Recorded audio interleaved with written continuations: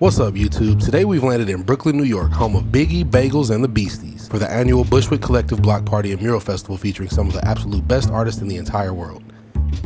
My name is Jeremy Biggers. I'm an artist based out of Dallas, Texas, and today we're going to talk about problem solving as a muralist. Featuring this hating-ass tree. But first, we got to get there.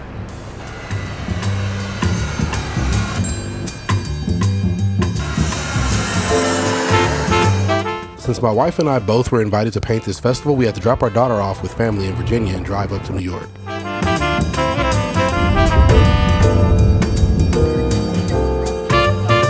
What was supposed to be a 4-hour drive ended up being almost 8. I'm so ready to get out of this damn car.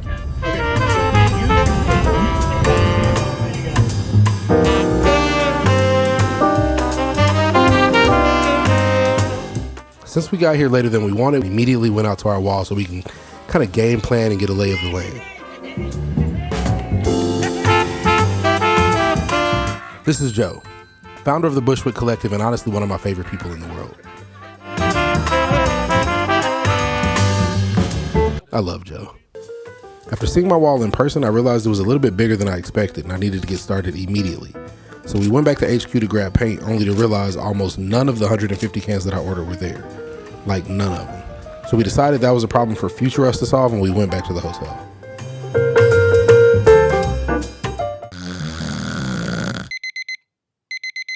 We wanted to hit the paint store the moment they opened the next morning because there were 60 artists in this event, and if they had already cleaned them out, we needed to know that early to figure out other options.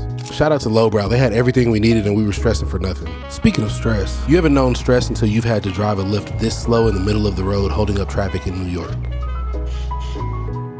But now that I'd been sufficiently cursed out in multiple languages and had all the paint I needed, I threw up my trusty Doodle Grid. Well, half of it. In order for the Doodle Grid to work, I have to take a photo of the full wall without obstructions. Even taken from a ladder, I could see the bottom of the wall, but the tree was still a problem. I told my brilliant ass wife about it and she showed me how she scales things up in her work. Basically, she had me paint some registration marks in the corners, take another photo from under the tree and overlay the two images and match the shapes, and then mask out the tree and overlay my line drawing. I understand if that sounds complicated and confusing for you because I was confused as hell the whole time watching her do it. But it worked, and now I have another tool in the utility belt.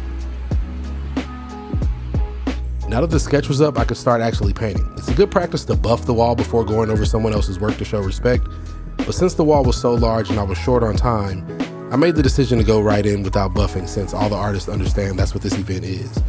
But I absolutely would not recommend doing that in the streets. I start at the top of the wall and work my way down kind of like a printer. It helps me be more efficient so that I'm not bouncing all over the wall trying to work on things at the same time, but it also protects me against any drips on things that I've already finished so that I don't have to go back and repaint them.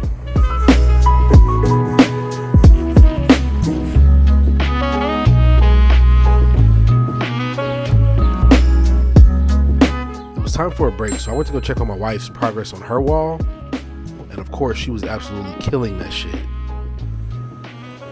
Time was of the essence and I needed to get back to my wall.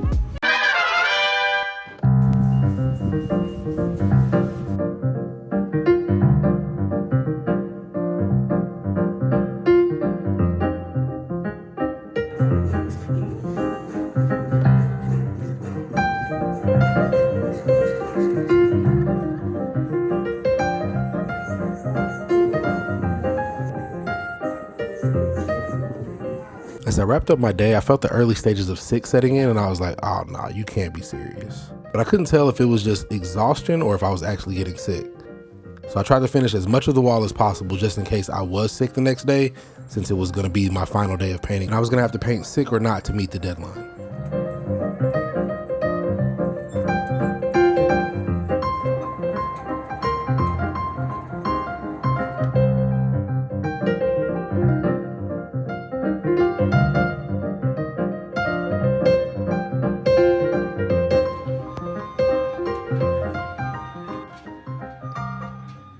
I woke up the next morning with a headache the size of Manhattan and I felt like I had been waterboarded all night.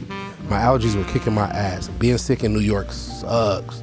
I had to walk 2 miles to get medicine that wasn't expired and back. I felt absolutely horrible. When I finally got to the wall, every time I leaned down to pick up a can, my nose leaked like a faucet. so I tried to elevate them as best I could. So I didn't record much of that final day, partially because I'm sick, but mainly because I needed to finish. But I did record this absolute rock star of an artist and my wallmate Robert Vargas being a badass.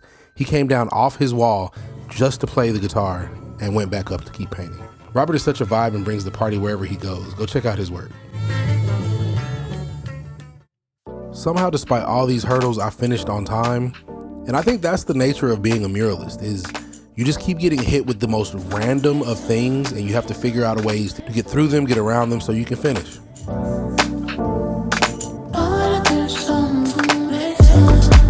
I'm really proud of this piece. I shoot my own references, and part of the reason I chose this one is because I love this chain. It's so powerful and such a statement. And now that I was done, it's time to party.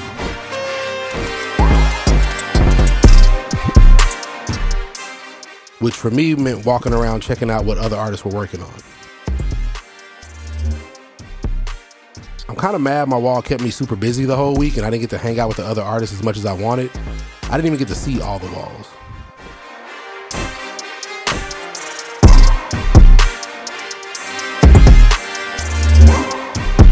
My brother made it into town with my daughter, so we made sure to go back to the wall the next morning to show them and to get some shots in full sunlight before the streets were crowded for the block party.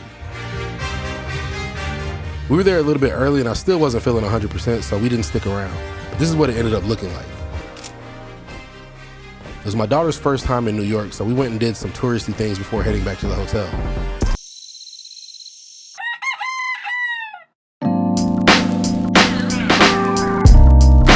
It was our final day in New York, and even though we were tired, we bounced around the city some more and took the ferry to the Statue of Liberty.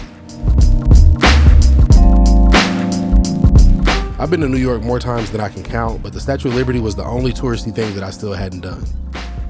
And my daughter loved it.